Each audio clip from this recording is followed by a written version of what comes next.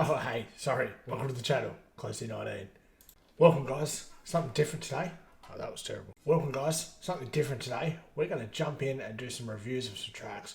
I'm going to pick the 5 best tracks that I think are on iRacing, and you're going to give some feedback and tell me how wrong I am. So, let's get right into it. Let's talk about what makes a good track.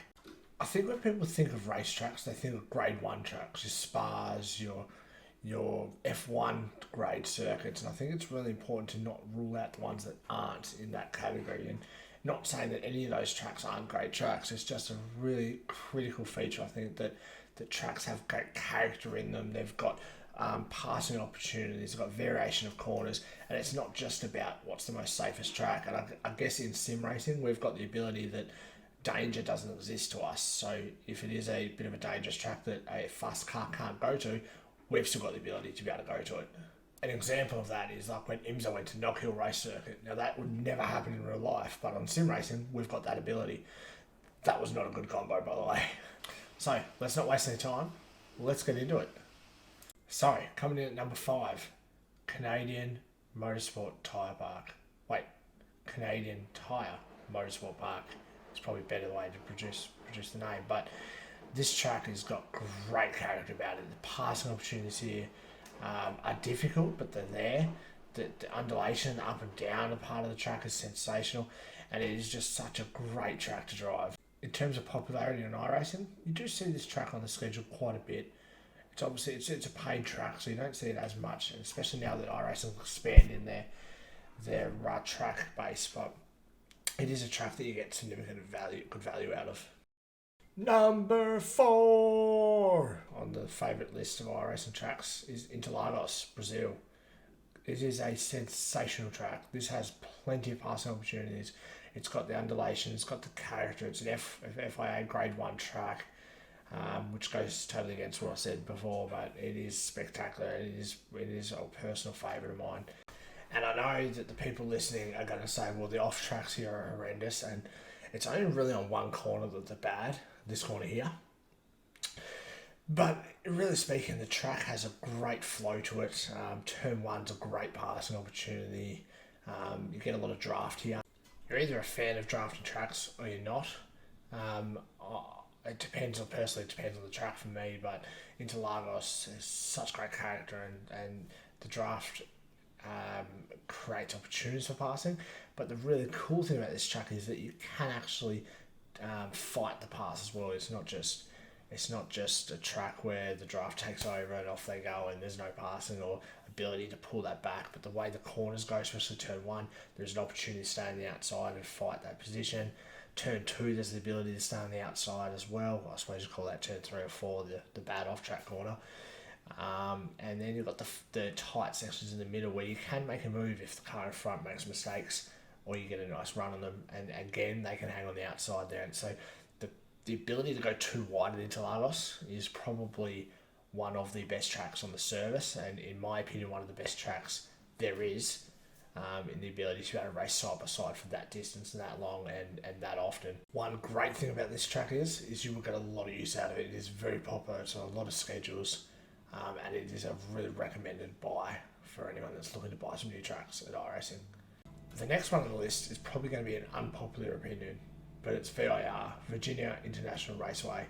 Previously a paid track on iRacing, it's now gone over to a free track because its popularity wasn't great. But I tell you what, when they've redone the scan on this, and it's only freshly redone, this track is sensational. And I've just raced F4 here, I've just raced Toyota 86s here.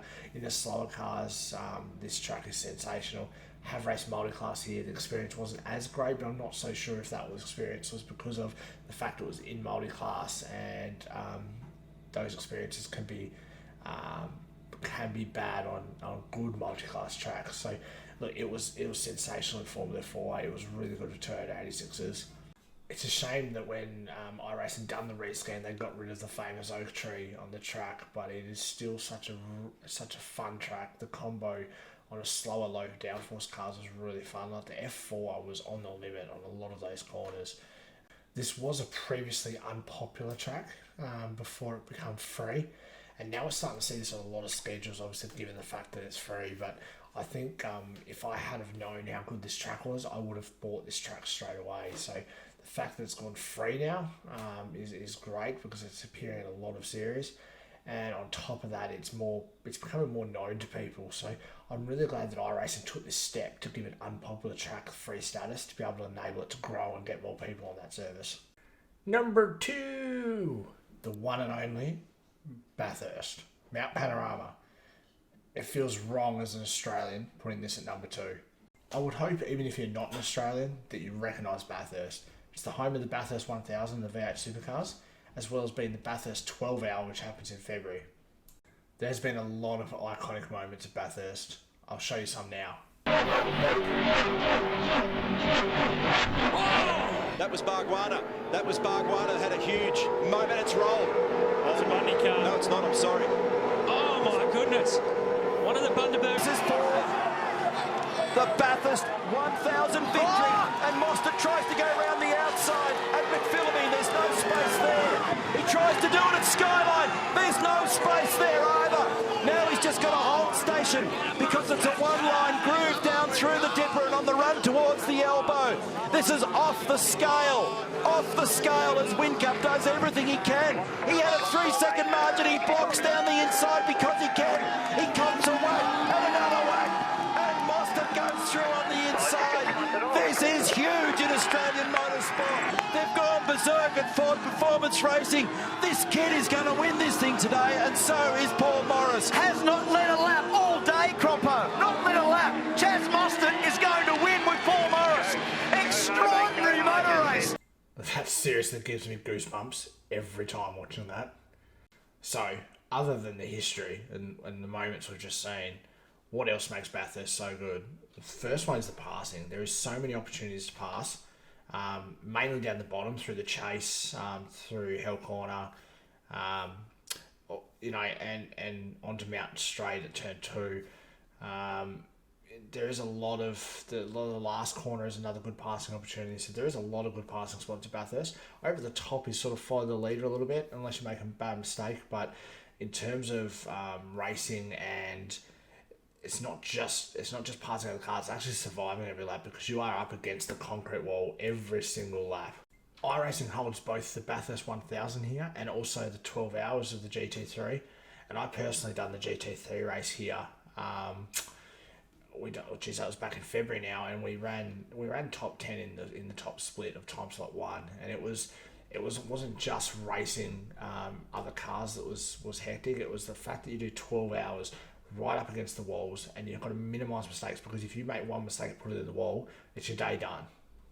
Just quickly, you can go watch that Bathurst race that I spoke about. I have got a highlights package uploaded to my YouTube.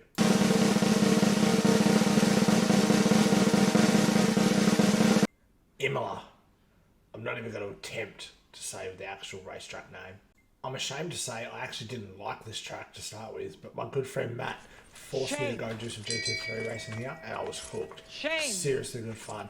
The combination, the fast corners, the slow corners, the chicane. Seriously, it's such a great track, and if you guys haven't got this track, buy it straight away.